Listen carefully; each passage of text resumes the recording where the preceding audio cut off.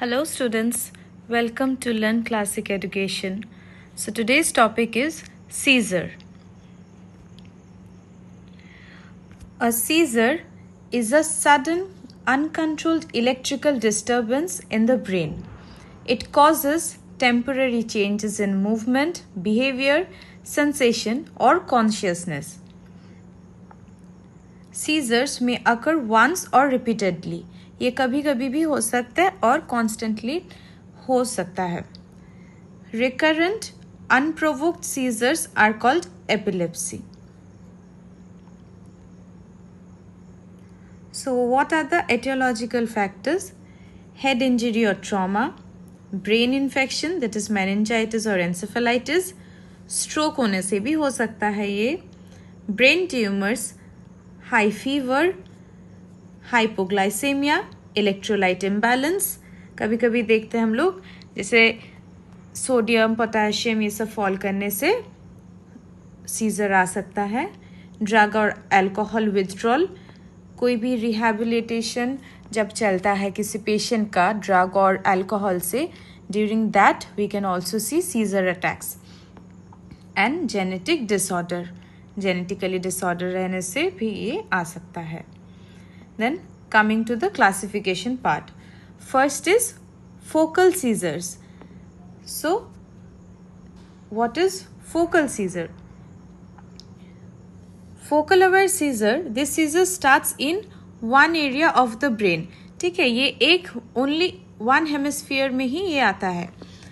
So the under focal seizure it is focal aware seizures.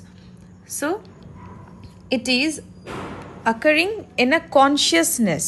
ठीक है, patient को पता चलता है कि कुछ हो रहा है, उनमें सीजर्स आ रहे हैं. ठीक है, तभी पेशेंट को जर्किंग होता है लिम्स में और टिंगलिंगनेस और नमनेस, ऐसे उनको फील आ सकता है.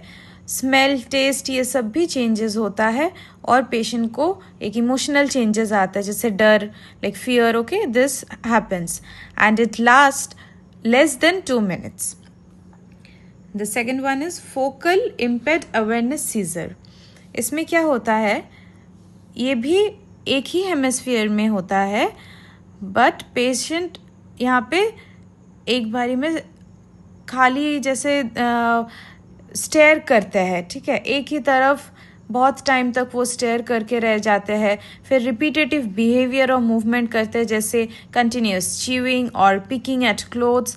ठीक है, लिप स्मैकिंग, ऐसे कंटिन्यूस बिहेवियर करते रहते हैं और यूजुअली ये 1 to 2 minutes लास्ट करता है. कन्फ्यूजन्स होता है सीजर्स के बाद.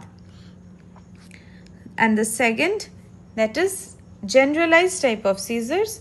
इसमें क्या है, first is tonic clonic seizure. ये generalize seizures, it affects or it involves both the hemisphere of the brain from the starting. So tonic clonic में क्या होता है, tonic phase body becomes stiff, person जोर जोर से चिल्लाता है और गिर सकता है. क्लॉनिक फेज में रिदमिक जर्किंग होता है और कॉन्शियसनेस भी चला जाता है. इसमें टंग बाइटिंग का बहुत चांसेस रहता है. कंफ्यूजन, ड्राउजीनेस, हेडेक ये आफ्टर द सीजर हो सकता है. Next is absence seizure. Absence seizures, absence मैंने जो नहीं रहता है, तो यहाँ पे कॉन्शियसनेस चला जाता है और पेशेंट को कुछ भी याद नहीं रहता है कि सीजर के टाइम में क्या हुआ था, पूरा ब्लैंक हो जाता है. इसमें क्या होता है, लॉस ऑफ अवेयरनेस होता है. Suddenly patient stop activity. ठीक है, वो भी ब्लैंक ऐसे एक तरफ स्टेयर करके रह जाते हैं. मसल मूवमेंट्स भी नहीं रहता है. ये जनरली चिल्ड्रन में ज़्यादा देखते हैं हम लोग. Then coming to myoclonic seizure. So myoclonic seizure sudden brief muscle jerk हो सकता है both the side of the body में and consciousness is usually preserved. Conscious थोड़ा बहुत रहता है. Often occurs shortly.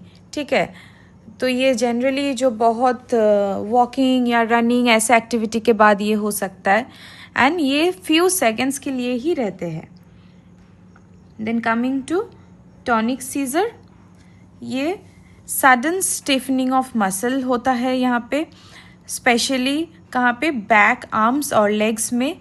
ये एक पर्सन को जब होता है, क्योंकि वो स्टिफ हो जाता है तो पर्सन गिर सकता है। ये 20 सेकेंड से भी कम टाइम तक रहता है और कॉन्शियसनेस यहाँ पे रहता है, पेशेंट को पता चलता है।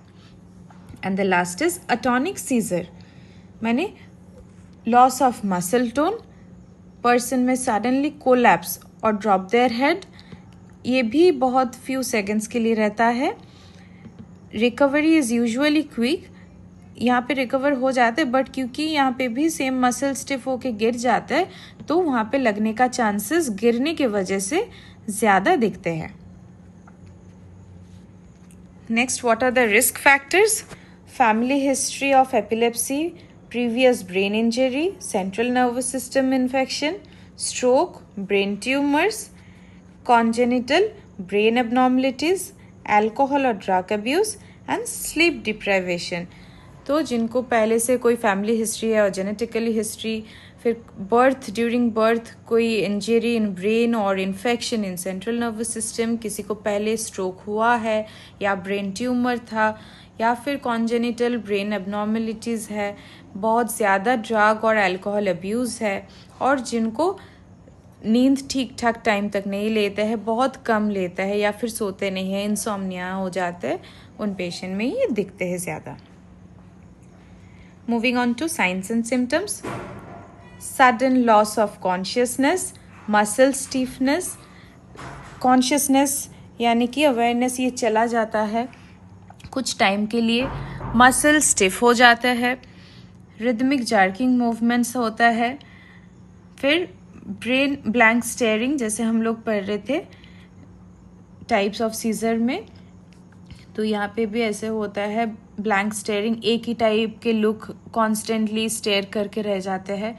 सीजर के बाद कन्फ्यूजन आ सकता है, कन्फ्यूजन आफ्टर सीजर, टंग बाइटिंग, क्योंकि कभी कभी कॉन्शियसनेस चला जाता है और सीजर्स आते हैं तो स्टिफ हो जाते हैं, टंग दांतों के बीच फंस सकता है, frothing from mouth and urinary incontinence. Then diagnostic evaluation, what are the detailed medical history, physical and neurological exam should be done, blood investigation should be done, then electroencephalography EEG हम लोग देखते हैं, वहाँ पे EEG में brain function का सब करते हैं, magnetic resonance imaging, that is MRI, and CT scan, that is computed tomography. These are the diagnostic evaluation. Then coming to the treatment part, treatment में maintain airway and breathing. First thing is हम लोग को airway का देखना है, clear है कि नहीं, प्रॉपरली पेशेंट ब्रीदिंग ले रहे हैं, ठीक है, ये सब देखना है। Oxygen therapy if required, then IV fluids, क्योंकि सेरम इलेक्ट्रोलाइट इम्बैलेंस हो सकता है तो उसी अकॉर्डिंग IV फ्लूइड्स देना है। एंटी एपिलेप्टिक मेडिकेशंस देना है प्रॉपरली एंटी एपिलेप्टिक का। देन ट्रीट अंडरलाइन कॉजेज, क्यों हो रहा है ये भी देखना है। सर्जरी इन सिलेक्टेड पेशेंट, कुछ पेशेंट में सर्जरी हो सकता है। And lifestyle modification like regular taking of proper diet, sleep, exercise, then removing stress or anxiety, okay. Then what are the nursing care? Protect patient from injury, क्योंकि muscle stiff हो जाता है, consciousness कभी कभी चला जाता है तो फॉल हो सकता है, तो फॉल से बचाना है, पेशेंट को इंजरी से बचाना है। Turn patient to side during seizure, one side generally left lateral position देता है। Do not restrain patient, restrain नहीं करना है। Do not place objects in mouth, क्योंकि टंग बाइटिंग का चांसेस है, बट कोई भी ऑब्जेक्ट्स बीच में नहीं देना है। Monitor vital signs, maintain airway after seizure, document seizure duration and characteristics, कैसे टाइप का सीजर है, टॉनिक क्लॉनिक या myoclonic, what ever the kind of scissor जो भी हम लोग ने पहले पढ़ा है, फिर उसका कितना टाइम तक चल रहा है, लेस देन 2 minutes और फ्यू सेकेंड्स, ठीक है, ये नोट करना है। Then provide emotional support, generally जब होता है पेशेंट का एक मेंटल ब्रेकडाउन होता है, फैमिली में भी एक कन्फ्यूजन होता है, तो you have to provide mental and emotional support. Complications, status epilepticus, aspiration pneumonia, head injury and fractures, ये कॉम्प्लिकेशंस हो सकता है, memory impairment, depression and anxiety, and sudden unexpected death in epilepsy, that is SUDEP. Then patient education and prevention, ये हम लोग कैसे इसको prevent कर सकते हैं और पेशेंट को हम लोग को एडुकेट करना है कैसे.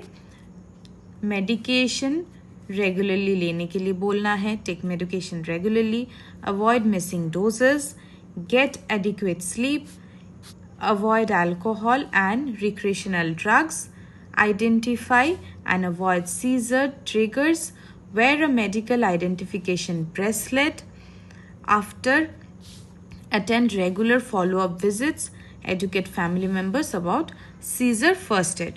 तो उनको सब समझाना है कि रेगुलर मेडिकेशंस लेना है, प्रॉपरली सोना है, कोई भी डोज मेडिकेशन का मिस नहीं करना है, कोई भी ड्रग्स नहीं लेना है, अल्कोहल नहीं लेना है. जब भी कोई सीजर आए तो आसपास कोई किसी को रहना चाहिए और ब्रेसलेट मिलता है जो वो ट्रिगर करेगा तो अलार्म देगा.